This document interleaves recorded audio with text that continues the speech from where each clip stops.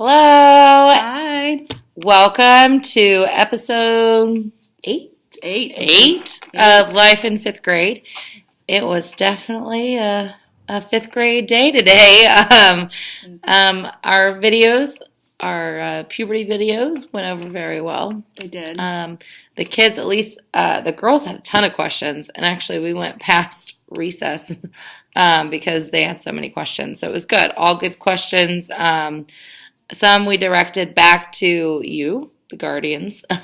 But for the most part, I think that they learned quite a bit of information, and I think that they're as ready as they can be for what changes are to come their way. Yeah, the boys did like I thought they'd do. Not very many questions at all. A little after a while, they started asking. The big question was they wanted to know about beards and how soon they could have a beard. But otherwise, yeah, they were very well behaved during the video, and they did ask a few questions, but like I said, it was mostly about beards. So expect them to all want there's beards. A couple of them, they want to know how long it will take to get a long beard. Bad thing is it's against school dress policy, so I don't know how to work out for them. Yeah. So overall, pretty good. Yeah. Let's see. This week in my classes, so math, we are, Math 1 is moving on to multiplying fractions. Math 2, we're doing simplifying fractions, and then they'll finally get to do the sprinkle chow, puppy chow, adding and subtracting mixed numbers recipe. Yeah. I had a stomachache afterwards. Yeah, the kids learned a little bit about not needing to eat everything at one time. Of course, they blamed me for giving them too big of a portion, but they'll need to learn how to. Moderation is key in life. Yes. And then religion, we're finishing up chapter 11. We'll have an open book quiz on Thursday because we're getting ready to move into sacraments. So we're putting a wrap on that. And science, we're starting robotics tomorrow. So, woo!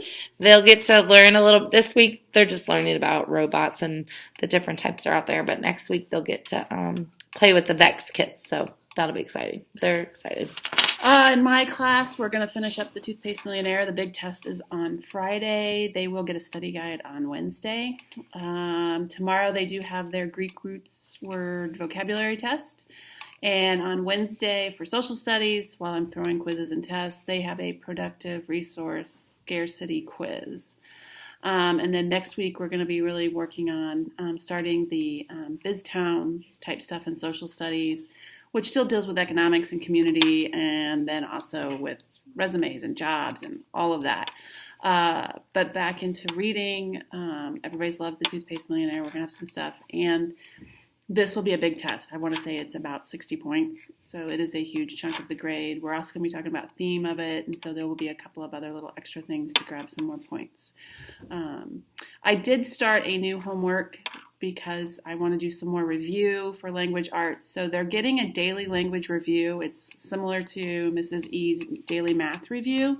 But for this week, I would prefer that the students do one day at a time so that I have each day to go through with them, because I think some of it they're not going to remember, and then they're going to get the wrong answer, and it's just not going to go well.